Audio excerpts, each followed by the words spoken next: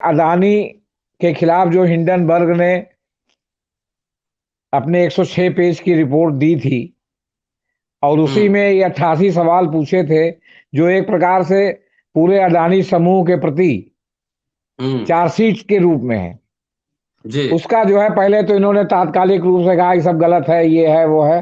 बाद में इनको लगा कि नहीं, अगर हम कैटेगरिकल जवाब नहीं देंगे, क्योंकि इनको लगा कि इनकी इतनी साख राष्ट्र हित में देश में है कि हम्म। इनके जो शेयर लेने वाले लोग हैं वो शेयर बेच के भागेंगे नहीं। हम्म। बीबीसी की डॉक्यूमेंट्री आई जिसके बारे हम्म। में कहा जा रहा है कि 2002 की रिपोर्ट को अगर 2023 में रिलीज किया गया तो इसमें ब्रिटेन सरकार की अनुमति जरूर होगी, क्योंकि उन्हीं की रिपोर्ट है, उन्होंने इसको पब्लिक कर दिया है। और इधर हम्म। अमेरिका सरकार की जो है रिपोर्ट होगी, तो वो होगी कि जो है मतलब जो इन्होंने इनके बारे में रिलीज कर दिया। तो आप इसको ये क्यों नहीं माने कि अमेरिका और ब्रिटेन की डिजाइन है इनके खिलाफ, मोदी जी के खिलाफ। अडानी हम्म। तो निमित्त मात्र हैं।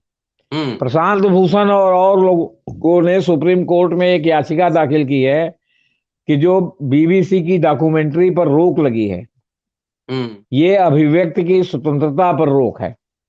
हम्म। सुप्रीम कोर्ट उस पर 6 तारीख को सुनवाई के लिए सहमत हो गया है। हम्म। तो इस समय सरकार में एक ही व्यक्ति है जिसको कानून से जो के वजह से हमेशा मुंह में खुजली होती है। रिजू साहब ने आज फरमाया कि अच्छा। सुप्रीम कोर्ट अपना कीमती वक्त बर्बाद कर रहा है। अरे बाप रे बाप। इस तरह के निरर्थक मामलों को सुनवाई के लिए मंजूरी देना सुप्रीम हम्म। कोर्ट के कीमती वक्त की बर्बादी है। मुद्रा बंदरगाह, वो आप ये हम्म। समझ लीजिए कि वो ड्रग्स का जो है वो आपका वो बन गया है, मतलब एक सुगम मार्ग बन गया है, जहां बाकायदे ऑफिशियली जो है कंटेनर में ड्रग आ रहा है। मेरा आरोप है कि अगर एक ड्रग का कंटेनर पकड़ा गया तो 10 उसकी आड़ में बाहर निकल गए। कैसे सुनिश्चित करेंगे आप?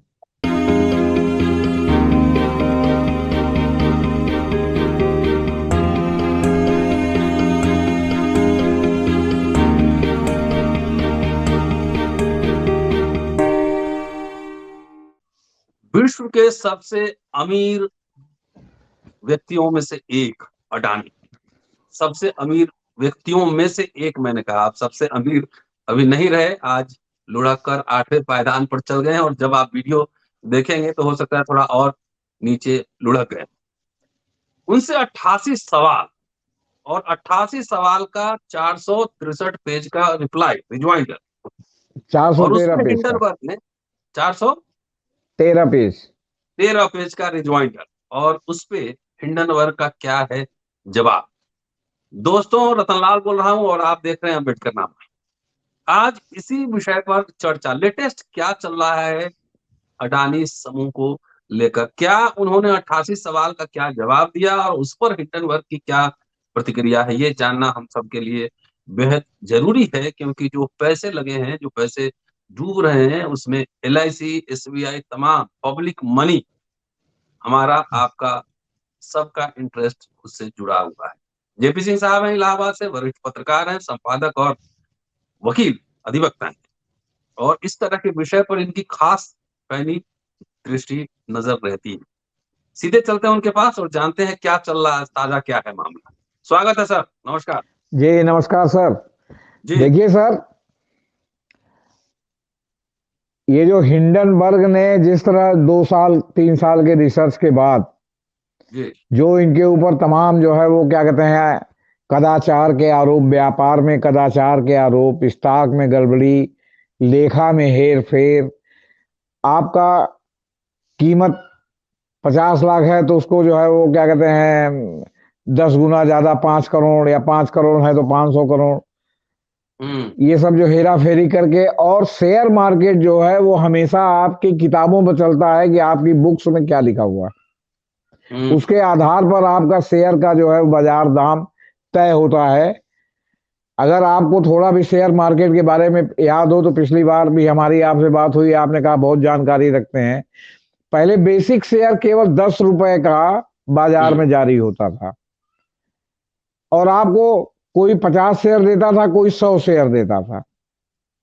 लोग अपने नाम, अपने लड़के के नाम, अपनी पत्नी के नाम कई कई एप्लीकेशन लगाते थे, कभी मिलता था नहीं मिलता था। कभी कभी आपका आपके पत्नी दोनों के नाम से अलग अलग 100 मिल जाता था।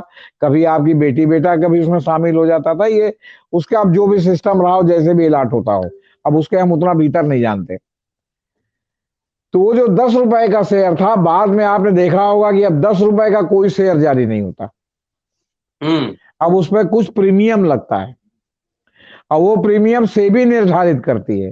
तो निर्धारित करती है कि आपके बुक्स में शेयर की कीमत क्या है। वो आपके बुक्स में जो अकाउंट है उसके आधार पर तय होता है। आप देखते होंगे कि 10 रुपए का शेयर है, उसमें 153 रुपए का प्रीमियम, माने 163 रुपए का शेयर वो अलॉट होता है आपको। अब खुलने पर वो 300 में भी खुल सकता है, वो जो है वो आपका 75 रुपए में भी खुल सकता है, 125 रुपए में भी खुल सकता है। खुलते ही आपको घाटा हो सकता है जो आपने प्रीमियम दिया। ये एक थोड़ा तंत्र है। असली बात आप देखिए कि जो इन्होंने 413 पेजों का जवाब दिया, और जो उसने 88 सवाल इनसे पूछे थे, तो एक प्रकार से 88 सवाल चार्जशीट की तरह थे, जिसमें सीधे सीधे टू द पॉइंट क्वेश्चन पूछा गया था जी कि आपने इनके साथ ऐसा किया, क्यों किया, क्या आपका उनसे इस मामले में क्या संबंध है। तो उसमें उनके दो भाई विनोद अडानी, राजेश अडानी भी शामिल हुए, उनका भी नाम आया, उनके बहनोई बोरा का भी नाम आया, और कुछ और लोगों का भी नाम आया। और तो और जो हर्षद मेहता के बाद जिसने शेयर बाजार में तूफान ला दिया था, हर्षद मेहता के कुछ ही दिन बाद बहुत बड़ा घोटाला था, केतन पारिक। अब ये भी महासंयोग हो सकता है कि हर्षद मेहता भी गुजराती, केतन पारिक भी गुजराती, ये भी गुजराती। तो केतन पारिक इस समय लंदन में है, और केतन पारिक से इनकी मिली भगत है। इनके अकाउंट्स, इनके उसमें केतन पारिक के लोग लगे हुए हैं। इनके शेयर मार्केट का जो बुलबुला चढ़ा हुआ है, उसमें केतन पारिक का भी नाम आ रहा है। ये भी हिंडनबर्ग ने दिया था। तो 88 सवाल जो थे वो एक प्रकार से इनके ऊपर 88, मतलब उसका चार्जशीट था, सीधे सीधे इनसे जो है टू दी पॉइंट सवाल पूछा गया था। अब उसके बाद इन्होंने जो है कल जो है जारी किया 413 पेज का, अडानी साहब ने।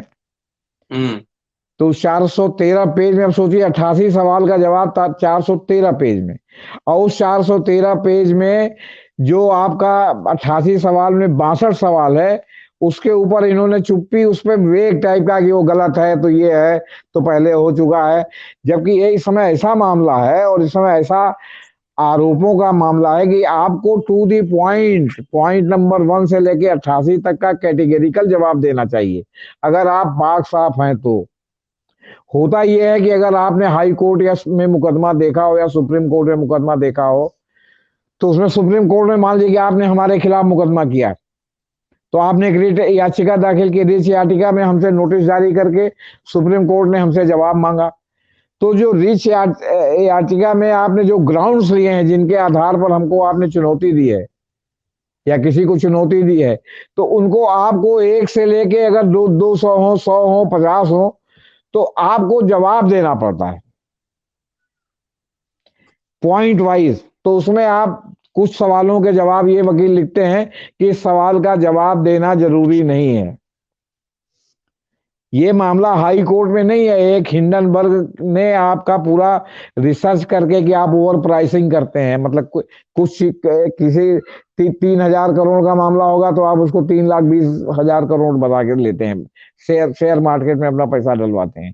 हमने उस दिन भी कहा था कि आपने 50 लाख की जमीन खरीदी, और आपके 3 पार्टनर हैं, उनको आपने बताया कि हमने 2 करोड़ दिया है, 50 लाख ऐसे हुआ, और 1.5 करोड़ और हुआ है। तो आपने उनसे तुरंत मतलब उनसे पैसा वसूल लिया, तो आपका जो 50 लाख वसूल हो गया, 1 करोड़ ऊपर से आ गया आपके पास। तो इस तरह सब ये शेयर मार्केट में सब दुनिया भर का किताबों में हेर फेर होता है। बताया जाए 88 सवाल, 413 पेज का जवाब, क्या यह संतोषप्रद है? और हिंडनबर्ग ने क्या रिप्लाई दिया उसके बाद? देखिए sir, crux of the point जी है राष्ट्रहित। अच्छा आपको अगर वाइस चांसलर नहीं बनाया जाए तो राष्ट्रहित में है या जनहित में है। आपको बना दिया जाए तो राष्ट्रहित और जनहित में है। हम्म आपको प्रताड़ित किया जाए तो राष्ट्रहित या जनहित में है। ये हम्म राष्ट्रहित या जनहित ऐसा शब्द है जो जी, सारे जो है आपके जो है क्या कहते हैं आपकी कमियों को आपके उसको ढक लेता है। चादर है, चादर। चादर है जी। हम्म तो सवाल इस बात का है कि अदानी के खिलाफ जो हिंडनबर्ग ने अपने 106 पेज की रिपोर्ट दी थी और उसी हम्म में ये 88 सवाल पूछे थे जो एक प्रकार से पूरे अडानी समूह के प्रति हम्म चार्जशीट के रूप में है। जी, उसका जो है पहले तो इन्होंने तात्कालिक रूप से कहा कि सब गलत है, ये है वो है। बाद में इनको लगा कि नहीं, अगर हम कैटेगरिकल जवाब नहीं देंगे, क्योंकि इनको लगा कि इनकी इतनी साख राष्ट्रहित में देश में है कि हम्म इनके जो शेयर लेने वाले लोग हैं वो शेयर बेच के भागेंगे नहीं। जी, उस रिपोर्ट के आने के बाद ऐसी इनकी शेयर की बिकवाली शुरू हुई कि ये पहले स्थान से चौथे स्थान पर खसक गए और हम्म आज जब फिर से शेयर मार्केट खुला है तो ये चौथे स्थान से 8वें स्थान पर पहुंच गए, क्योंकि बीच में हम्म 2 दिन शनिवार और इतवार को जो है शेयर मार्केट बंद रहता है। हम्म गिरावट का दौर जारी है। इसके हम्म बाद जो भी इनके सलाहकार हो कहे होंगे कि भाई डैमेज कंट्रोल के लिए आपको डिटेल देना पड़ेगा, तो 88 हम्म सवाल का जवाब 88 पैरे में ना देकर इन्होंने 413 पैरे में देने का भ्रम रचा है, जिसका क्रक्स ऑफ द पॉइंट है कि ये जो है हमारे राष्ट्रीय संप्रभुता पर चोट है। मतलब अगर हमारे बारे में, हमारी गड़बड़ियों के बारे में अगर कोई जो है विदेशी फर्म कुछ कहती है तो ये हमारे राष्ट्रीय हित, मैंने इनडायरेक्टली हम्म संप्रभुता शब्द का इस्तेमाल उन्होंने नहीं किया है, लेकिन उससे हम्म ध्वनि ये निकल रही है कि जो भी अमेरिका की फर्म की ये रिपोर्ट है ये संप्रभुता पर चोट है। और हम्म संप्रभुता पर चोट आप एक और वजह से मान सकते हैं कि आप टाइमिंग देखिए। हम्म बीबीसी की डॉक्यूमेंट्री आई जिसके बारे हम्म में कहा जा रहा है कि 2002 की रिपोर्ट को अगर 2023 में रिलीज किया गया तो इसमें ब्रिटेन सरकार की अनुमति जरूर होगी, क्योंकि उन्हीं की रिपोर्ट है, उन्होंने इसको पब्लिक कर दिया है। और इधर हम्म अमेरिका सरकार की जो है रिपोर्ट होगी तो वो होगी कि जो है मतलब जो इन्होंने इनके बारे में रिलीज कर दिया। तो आप इसको ये क्यों नहीं माने कि अमेरिका और ब्रिटेन की डिजाइन है इनके खिलाफ, मोदी जी के खिलाफ। अडानी हम्म तो निमित्त मात्र हैं, हम्म क्योंकि एक के बाद एक ये चोट हो गई है। और 24 में चुनाव होने वाला है लोकसभा का, जिसका परसेप्शन अभी से बनाया जा रहा है। अभी से हिंदू मुसलमान करने की कोशिश हो रही है, पसमानदा मुसलमान को लाने की कोशिश हो रही है, अल्पसंख्यकों को लुभाने की कोशिश हो रही है। ऐसे में ये जो चोट है इससे कितना उबर पाएंगे ये तो आने वाला हम्म समय बताएगा।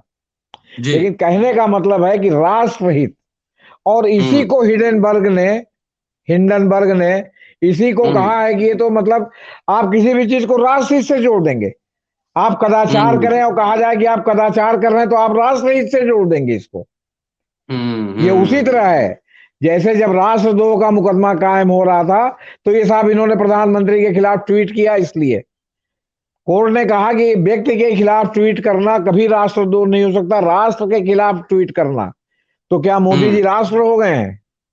हम्म अडानी जी राष्ट्र हो गए हैं कि राष्ट्रीय, मतलब राष्ट्रहित इन्होंने जोड़ दिया। जैसे आपका सुप्रीम कोर्ट अभी जो है रमन्ना साहब के पहले जस्टिस गोगोई के समय तक हम्म राष्ट्रहित मोड में था, कोई भी आदेश करता था तो कानून और संविधान को परे रख के राष्ट्रहित में करता था, कि राष्ट्रहित में।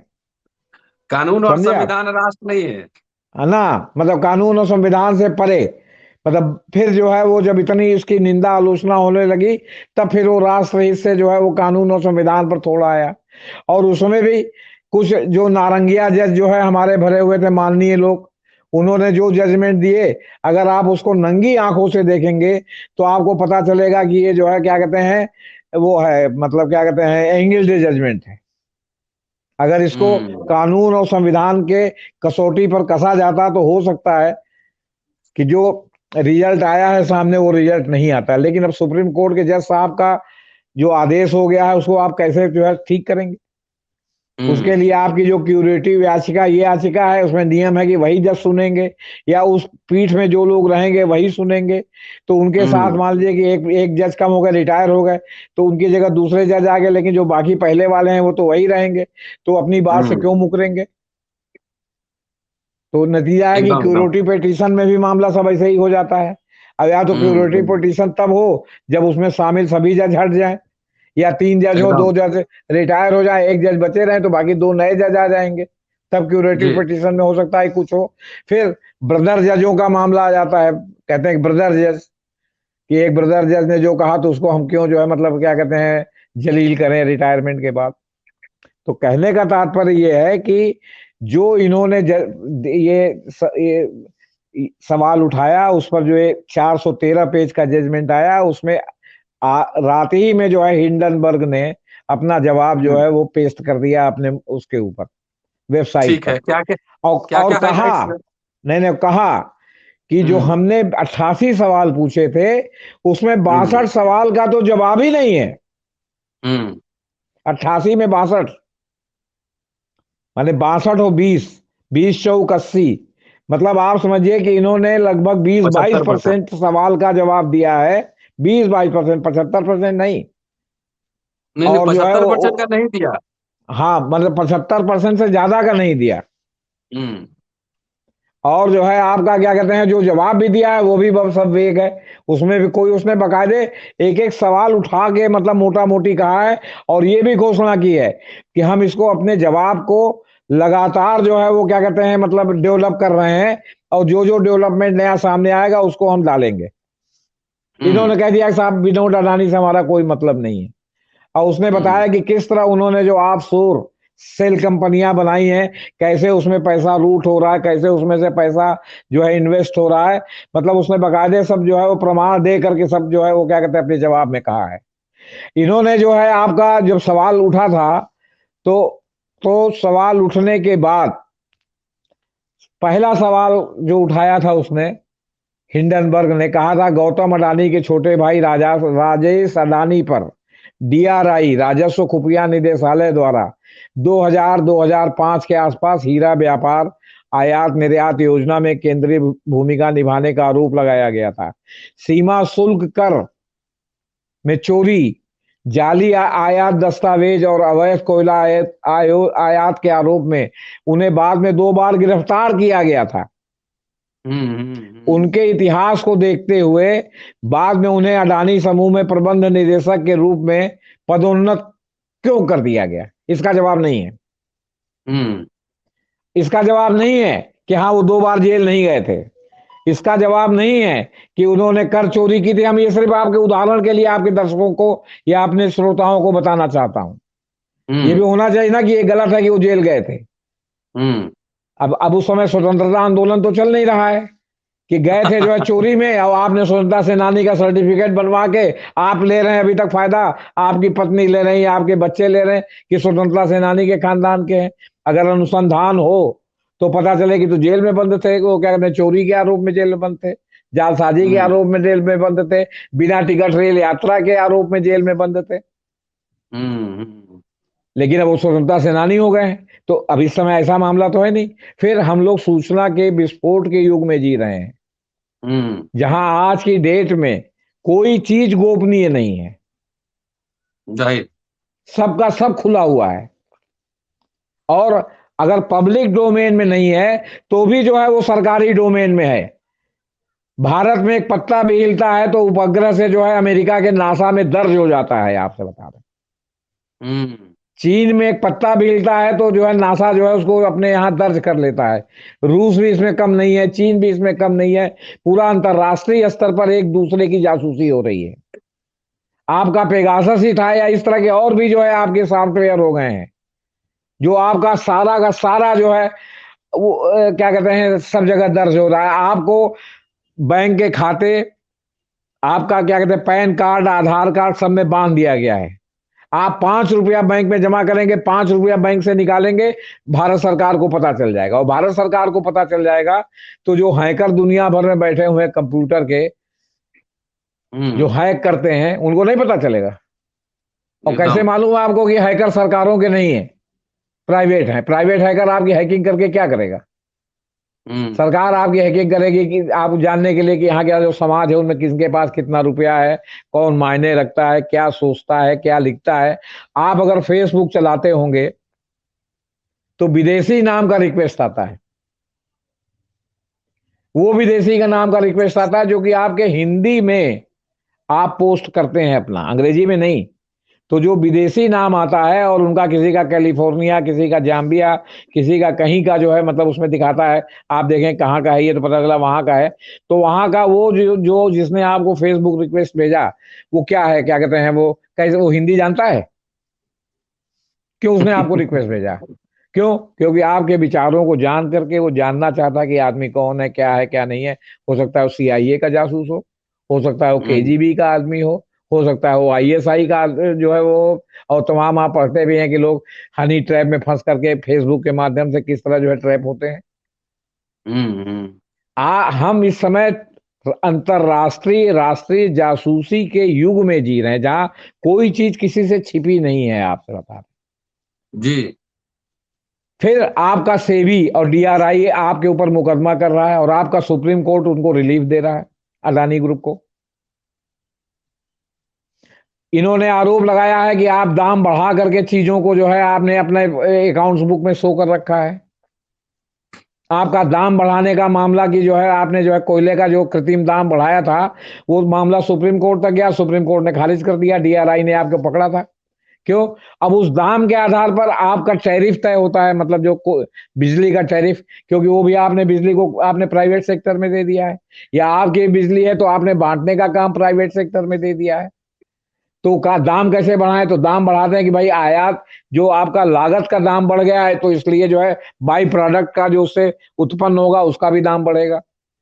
मतलब आप वीसीएस सर्किल में फंस गए हैं।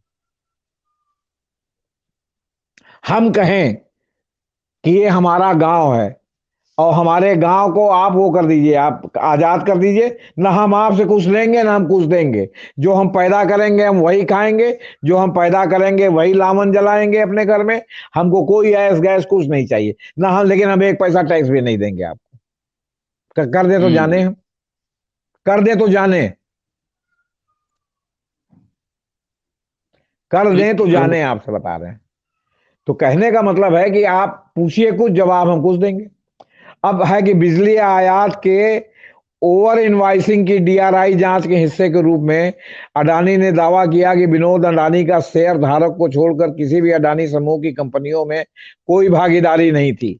इस दावे के बावजूद 2009 से अडानी पावर के लिए प्री आईपीओ प्रॉस्पेक्ट्स ने विस्तार से बताया कि विनोद अडानी कम से कम 6 अडानी कंपनियों के डायरेक्टर थे। क्या विनोद के बारे में नियामकों को, जो यहाँ के जो नियामक हैं, सेबी है, डीआरआई है और लोग हैं, उनसे क्या अडानी का जो मूल बयान था वो झूठा था? आपने आज मान लिया नाम हटा लो, कल तक तो नाम था ना, तो आज कहेंगे नहीं उनका तो नाम नहीं है, तो कल तो नाम था, तो उसके बारे में ये तो बात 2009 के पहले 2-3 से मैंने अटल बिहारी वाजपेयी के कार्यकाल से शुरू होकर अब तक आ रही है। जब तक जो अटल बिहारी वाजपेयी की भी सरकार चली गई, यूपीए की सरकार चली गई, मोदी जी की 8 साल से सरकार है। और अडानी जी ने पहले जो भी किया हो 2014 से जो उनकी मतलब धूमकेतु की तरह तरक्की हुई है। धूमकेतु जो एक चमकीला जो है फर्जी टाइप का तारा आता है जो बाद में टूटता है, बिखरता है, लड़ करके दुनिया में जिस ग्रह से लड़ता है उसका नुकसान करता है, पृथ्वी का नुकसान करता है। वो ध्रुव तारे की तरह जो है उसकी दिन दूना रात चौगुना सुरसा की तरह जो है क्या कहते हैं उसकी आय बढ़ती जा रही है 2014 के बाद से। जहां कोई एक्सपीरियंस नहीं है, एयरपोर्ट का कोई एक्सपीरियंस नहीं, जहाज रानी का कोई एक्सपीरियंस नहीं, सब जगह इनका चलता जा रहा है। और सब जगह इस तरह जो है उन्होंने इन्फ्लेटेड रेट और ओवर इनवाइसिंग कर रखी है कि 2 रुपए की चीज 25 रुपए में दिखा रखी है, 25 रुपए की चीज 250 रुपए में दिखा रखी है। क्या करेंगे इसका आप बताइए? हाँ अब मामला फंसा तो राष्ट्र, जो सरकार जो है जो आपका क्या कहते हैं आपका जो है जवाबदेही से बचने के लिए एक शब्द में राष्ट्र हित कह रहे तो आप भी जवाब, तो अंतरराष्ट्रीय हिंडनबर्ग है वो भारत की एजेंसी नहीं है। वो ओवर इनवाइसिंग पर आपको रगड़ रहा है। और आपका जो सुप्रीम कोर्ट के जज, बॉम्बे हाई कोर्ट के जज, अपने फैसले में ओवर इनवाइसिंग को जो है वो मतलब क्या कहते हैं, उसका मामला सरकारी एजेंसियों का खारिज कर दे रहे हैं। अब इसमें भी मामला समझिए आप, मुकदमा आपके ऊपर सरकार चलाती है, आपके ऊपर अगर एफआईआर, वो आपके ऊपर अगर कोई घटना दुर्घटना भी हो जाए तो मुकदमा सरकार चलाती है ना, स्टेट चलाता है ना। कि अपराध करने वाले ने जो है एक प्रकार से स्टेट के नियम कानून के खिलाफ, आपका व्यक्तिगत मामला नहीं रहता। संपत्ति का मामला आपका व्यक्तिगत हो सकता है, लेकिन अपराध का मामला सरकार पार्टी होती है। अब सरकार पार्टी है, अब सरकार पार्टी है तो सरकार की ही सरकारी एजेंसी जो है आपके मामले की जांच कर रही है। सरकार का ही सरकारी वकील वहां जो है क्या कहते हैं, अदालत में जो है क्या कहते हैं, सरकार की ओर से आपके मामले की पैरवी कर रहा है जी। आप भी अगर सरकार के चहेते हैं, आप भी अगर सरकार के हिस्से हैं, आप भी अगर सरकार में शामिल पार्टी के नुमाइंदे हैं और सरकार ही से मुकदमा है, तो जो है क्या कहते हैं, अगर सरकारी वकील ने जो है सही बात जज साहब के सामने नहीं रखी, सही बहस नहीं की, सही गवाही नहीं कराई, जो मुख्य गवाह है जो आपका जो है क्या कहते हैं खड़ा होके दृढ़ता के साथ गवाही देता, उसको पेश ही नहीं किया, मिली भगत थी ओवरऑल कहने का मतलब।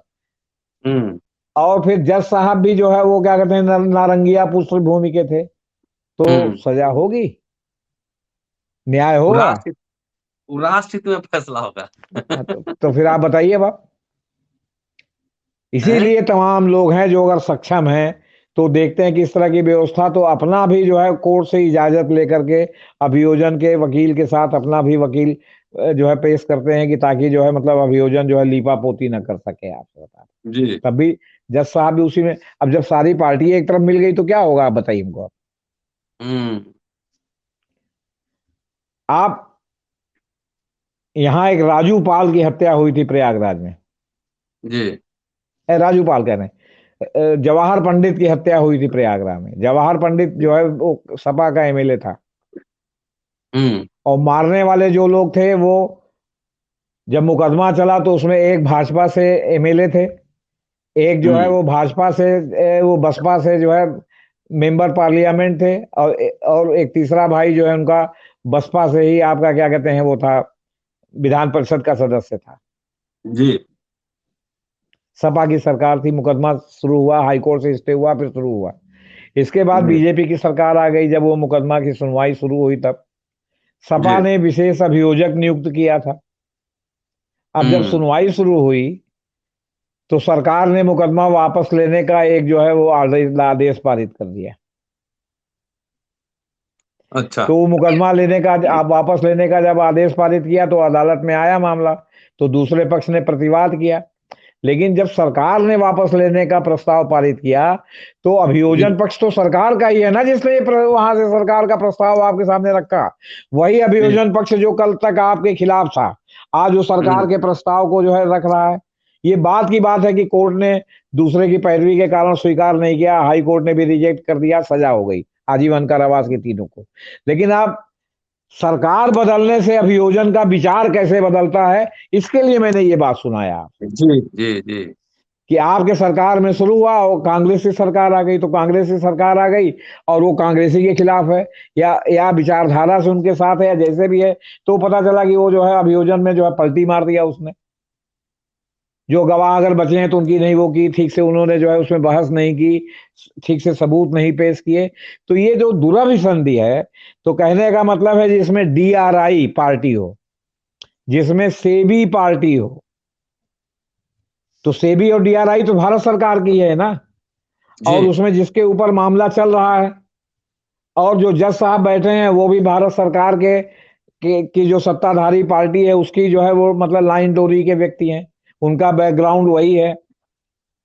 तो आप बताइए, मतलब सरकार को अगर न्याय नहीं मिला तो मतलब पब्लिक को न्याय नहीं मिला, आम पब्लिक को, क्योंकि सरकार पब्लिक के पैसे से चल रही है, और पब्लिक के पैसे का जो है क्या कहते हैं सेबी और डीआरआई बनाया गया है, जो पब्लिक के पैसे को लूटते हैं और जो मतलब डकैती डालते हैं, उनके ऊपर रोक लगाने के लिए। लेकिन अगर वही अभियुक्त के साथ मतलब ठीक से जांच न करे, ठीक से दस्तावेज न पेश करे, ठीक से कोर्ट में केस न प्रेजेंट करे, तो कुल मिला के वो पब्लिक के ही पैसे का तो चूना लगवा रही है मिली भगत से। तो इसमें जो है अभी आज आज तो हमने देखा सुबह सुबह न्यूज की अब 8वें नंबर पे आ गए हैं दुनिया के अमीरों में। जी। और पहले ही दिन 4 लाख कितना करोड़ का चूना लग गया था। तो अभी तक लेटेस्ट कितने नंबर पे गए हैं? 4 करोड़ नहीं, 4 अरब का लगा है सर। 4 लाख चा, करोड़ हाँ, 4 लाख करोड़ को आप जीरो गिन के देखिए कि 4 अरब है कि खरब वो अरब में है होगा। आप। हाँ, खरब खरब में सर, सॉरी, खरब में। तो कहने हाँ। का मतलब है कि अब उसके लिए उतना आप गणित पढ़िए, आपसे बता रहे हैं, इकाई दहाई दहाई सैकड़ा हजार 10,000 करोड़ सब लिख करके और तब पढ़िए तो पता चलेगा कि कितना है। ये करोड़ में कह देने से खरब में कहेंगे तो पब्लिक में ज्यादा खराब असर पड़ेगा। तो खरब इसलिए खरबों करोड़ में है। करोड़ में कहते हैं, आपसे बता रहे हैं ये। खरबों में है। हाँ, खरबों में। यहाँ तो आप 100 रुपए की चोरी पर, 50 रुपए की चोरी पर लोगों को जेल भेज देते हैं। किसी ने किसी की हम्म बकरी चुरा लिया तो आप जेल भेज देते हैं। या तो खरबों रुपया लेके नमस्ते हो गए। इतना रुपया जो है डूब गया, 8वें स्थान पर आ गए, लगातार अभी डूबना जारी है। तो कहने का मतलब है कि अडानी जो है वो क्या कहते हैं, उनके ऊपर जो जो सवाल इन्होंने किया। अब आप ये हम्म बताइए, जो जेली वाला मान लीजिए जो उठाए तो इन्होंने कहा कि हाँ हमारा भाई जेल गया था। यही कह देते कि हाँ, वो जो आपका पहला नंबर का जो वो है, दूसरा नंबर का है, वो सही है, वो जेल गया था। हाँ, वो उस डेट में डायरेक्टर था, अब नहीं है। तो आप कह रहे सब वो है और पब्लिक डोमेन में आ गया है। तो पब्लिक डोमेन में अगर आ गया है 5 साल पहले, 3 साल पहले किसी मामले में, तो उस पब्लिक डोमेन में लोगों को याद कहाँ है? अब आप दिखाइए कि क्या पब्लिक डोमेन में आया था उस समय। और फिर जो सुप्रीम कोर्ट ने अगर आपको क्लीन चिट दी दी, तो इसका क्या मतलब है? सुप्रीम कोर्ट ने हम्म कहा कि 21 आदमी या 27 आदमी ने एक मुस्लिम की हत्या की थी। हम्म तो कोर्ट ने जो है उसको कहा कि साहब इसके खिलाफ सबूत नहीं मिले, उन्होंने छोड़ दिया। तो हत्या नहीं हुई थी? हम्म मैं पूछ रहा हूं, हत्या नहीं हुई थी? एहसान जाफरी जो कांग्रेस के सांसद थे, जिनको जिंदा जला दिया गया, उनकी हत्या नहीं हुई थी? कोर्ट ने हम्म आपको आपको जो है संदेह का लाभ दे दिया है, क्लीन चिट दे दिया, तो वो तो अपनी जगह। तो फिर हत्या नहीं हुई थी तो किसने हत्या किया था? हम्म कुछ हो गया होगा सर, राष्ट्रहित में। नहीं वो तो सर्वोपरि है सर। तो अब ये राष्ट्रहित लेकर के इन्होंने जो है, मतलब आप समझिए कि इनकी पार्लियामेंट में जो है, इनके पंकज चौधरी जो है, इनके वित्त राज्य मंत्री ने बताया कि जो है इनके खिलाफ डीआरआई जांच हो रही है और सेबी जांच हो रही है, ये जांच हो रही है। तो जांच हो रही है, लेकिन जांच लॉजिकल कंक्लूजन पर पहुंची कि नहीं, ये कौन सुनिश्चित करेगा? सरकार कहेगी हम्म कि तुम जांच करते रहो ताकि लगे कि हम जांच करा रहे हैं, और हम जांच नहीं करा रहे हैं। 9 दिन हम्म चले 2.5 कोस। 9 दिन नहीं, चले राहुल 2.5 कोस। राहुल गांधी तो तेज चले आपकी। तो ये सब है सर। तो इन्होंने जो जवाब दिया है ना, वो बहुत ही वेग टाइप का जवाब है। और उसने जो है आपका हिंडनबर्ग ने सीधे सीधे कहा है ना, कि हम्म आप जो है वो क्या कहते हैं, जो राष्ट्रहित का जो है वो जो आप मुद्दा उठा रहे हैं, तो आप उसके आवरण में छिपना चाहते हैं, नहीं है तो ना? राष्ट्र की व्यक्तिगत ये पूंजी है, व्यक्तिगत और पब्लिक मनी लेके खेल कर रहा है इंडिविजुअल। वो कोई संप्रभु राष्ट्र का प्रतिनिधि थोड़ी है तो अभी अडानी। बात तो यही सभी लोग कह रहे हैं। लेकिन हम्म वो कह रहे हैं कि हम संप्रभु राष्ट्र के प्रतिनिधि हैं, और हमारे ऊपर सवाल उठाना मैंने भारत राष्ट्र के ऊपर सवाल उठाना है। तो हम्म वही बात कह रहा है जो बीजेपी कहती रही है अभी तक। वो तो या जो सरकार भी उसका कहे और या जो उसके सॉलिसिटर जनरल का कोर्ट में तर्क होता था कि साहब ये राष्ट्रहित में बड़ा जो है राष्ट्रहित का नुकसान हो जाएगा। अब अभी लेटेस्ट हम्म सुनिए आप। हम्म प्रशांत भूषण और लोगों ने सुप्रीम कोर्ट में एक याचिका दाखिल की है कि जो बीबीसी की डॉक्यूमेंट्री पर रोक लगी है, हम्म ये अभिव्यक्ति की स्वतंत्रता पर रोक है। हम्म सुप्रीम कोर्ट उस पर 6 तारीख को सुनवाई के लिए सहमत हो गया है। हम्म तो इस समय सरकार में एक ही व्यक्ति है जिसको कानून से जो के वजह से हमेशा मुंह में खुजली होती है, हम्म और वो बिना बोले नहीं रहता। वो आप भी जानते होंगे कौन है। हम्म कुछ अंदाजा लगाइए। नहीं सर, बताइए ना, हमारे दोस्तों को का, भी का, जानना चाहिए। का, कानून मंत्री रिजिजू। वो आजकल बहुत बोलते हैं 3-4 हाँ, महीना तो से। उनको जरा सा ही बात। अब आप सोचिए, ये बात है, कोर्ट ने मान लिया कि कोर्ट में वकीलों ने कहा कि इस पे सुनवाई होनी चाहिए। कोर्ट इस पे सहमत हो गया, हम 6 तारीख को सुनेंगे हम्म कि क्यों इस पे रोक लगी है, उचित है या अनुचित है। तमाम फिल्मों वाले हम्म नहीं जाते कहने के लिए कि साहब हमारे फिल्म को बैन, सेंसर ने रोक दिया है या सरकार ने रोक दिया है, हमारी किताब का रिलीज रोक दिया, हमारा होना चाहिए। कभी कोर्ट कहता है कि ठीक है ये अनुचित प्रतिबंध है, कभी कहता है कि नहीं उचित प्रतिबंध है। वो देखता है पहले हम्म। किताब, डॉक्यूमेंट्री भी देखता है। जी। ये कोर्ट का सामान्य प्रोसेस है। रिजू साहब ने आज फरमाया कि अच्छा। सुप्रीम कोर्ट अपना कीमती वक्त बर्बाद कर रहा है। अरे बाप रे बाप। इस तरह के निरर्थक मामलों को सुनवाई के लिए मंजूरी देना सुप्रीम हम्म। कोर्ट के कीमती वक्त की बर्बादी है। उनको तो Justice M R Shah, Justice Arun Mishra, Justice Abdul Nazeer, Justice Khanwilkar, Justice Nageswara Rao, Justice Gavai जैसे जज चाहिए, हम्म। जो खाता ना भाई, जो सॉलिसिटर जनरल कहे वो सही कहे। हम्म। उनको तो बोबड़े जैसा चीफ जस्टिस चाहिए, गोगोई जैसा चीफ जस्टिस चाहिए, दीपक मिश्रा जैसा चीफ जस्टिस चाहिए कि खाता ना भाई, जो सॉलिसिटर जनरल ने कह दिया सरकार की मतलब मंशा वो सही। अब आपको अभिव्यक्ति की स्वतंत्रता के तहत किसी की भी डॉक्यूमेंट्री को जो आपने बंद किया, जो इंफॉर्मेशन है उसमें आप बताइए ना कि उन्होंने आपको व्यक्तिगत कौन सी गाली दी है। हम्म। अगर व्यक्तिगत आपको गाली दी है तो आप मानहानि में जा सकते हैं। आप हम्म। अपने सरकार के माइट से माने ताकत से उसको जो है कुचल देना चाहते हैं। अब रिजवी साहब ने सुप्रीम कोर्ट की अस्मिता पर सवाल उठा दिया है कि मतलब हम्म। समय बर्बाद, कीमती वक्त ये बर्बाद कर रहे हैं, इनको तमाम ये मुद्दे सुनने चाहिए। उन्होंने ये मुद्दा सुन लिया। वो अपने अश्विनी उपाध्याय पर क्यों नहीं रोक लगाते, जो हर जो है पॉलिटिकल मुद्दे को जो है क्या कहते हैं PIL के माध्यम से सुप्रीम कोर्ट में दाखिल करते हैं। चाहे 3 तलाक हो, चाहे सामान्य नागरिक संहिता हो, चाहे यूनिवर्सल, हाँ भाई यूनिवर्सल कोड हो, या इस तरह के मतलब एक जैसे जिसको कहते हैं कि वो बिल्कुल एक एडिक्ट जो है मतलब वो है। और वो वही मुद्दा उठाते हैं जो इनके भाजपा की राजनीतिक डिजाइन है। वो समय नहीं बर्बाद होता, उसमें समय नहीं बर्बाद सर होता। सर जी। उस समझ दो छोटे छोटे मेरे सवाल हैं। जी। इतने बड़े अमीर आदमी अडानी हैं, लेकिन अभी मैंने पढ़ा कहीं सोशल मीडिया पर, पता नहीं सही है कि गलत, आप उसको पुष्टि करेंगे, कि टैक्स पेयर लोगों में से देश के 10 टॉप टैक्स पेयर भी नहीं।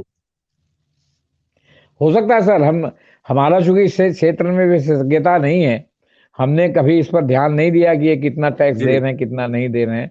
और टैक्स में भी जो है दुनिया भर का जो है वो क्या कहते हैं लूप होल्स है, जिसका बड़े लोग जो है बहुत फायदा उठाते हैं।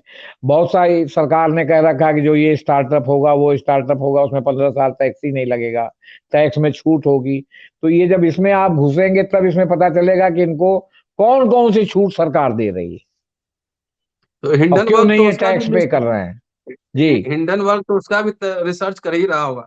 अब वो तो उसने कहा कि जो हमने जवाब दिया है हम इसी को सुधारेंगे और इसी को एक सुधारेंगे। आखिर। तो सवाल इस बात का है कि जो आपने नया स्टार्टअप या नई कंपनी शुरू की, नया काम हाथ में लिया, आप सोचिए उत्तर प्रदेश में जितने STP हैं, STP समझ गए ना आप, जो गंगा को साफ करते हैं, अडानी साफ जी को करने दे वाले। दिया गया है चलाने के लिए। और अडानी जी चला हम्म। रहे हैं तो किसी की हिम्मत है कि STP पे जाके देखे कि कुल पानी जो है गंगा में बिना साफ किए मिलाया जा रहा है रातों रात, या STP चला के साफ करके सिस्टम से मिलाया जा रहा है। हम्म। अब मतलब आप समझ लीजिए कि अब कुल STP भी अडानी जी के पास है। अब उनको पता नहीं सफाई का कहां से इतनी विशेषज्ञता हासिल हो गई है। माल की सफाई का हो सकता है कि हो उनको विशेषज्ञता कि तुम्हारा माल मतलब जपना यही है मेरा जो है वो मोडस ऑपरेंडाई। लेकिन अब ये कि सफाई में भी जो है वो क्या कहते हैं STP का भी जो है जिम्मा उन्हीं के पास है। तो सवाल इस बात का है कि मतलब हवा उनके। अच्छा आप देखिए मुंद्रा एयरपोर्ट से, अगर ये मुंद्रा एयरपोर्ट डॉकयार्ड जो है। डॉकयार्ड है जो मतलब मुद्रा एयरपोर्ट, सॉरी मुद्रा मुद्रा बंदरगाह, वो आप ये हम्म। समझ लीजिए कि वो ड्रग्स का जो है वो आपका वो बन गया है, मतलब एक सुगम मार्ग बन गया है, जहां बाकायदे ऑफिशियली जो है कंटेनर में ड्रग आ रहा है। मेरा आरोप है कि अगर एक ड्रग का कंटेनर पकड़ा गया तो 10 उसकी आड़ में बाहर निकल गए। कैसे सुनिश्चित करेंगे आप क्यों वहीं पकड़ा जा रहा है? हम्म।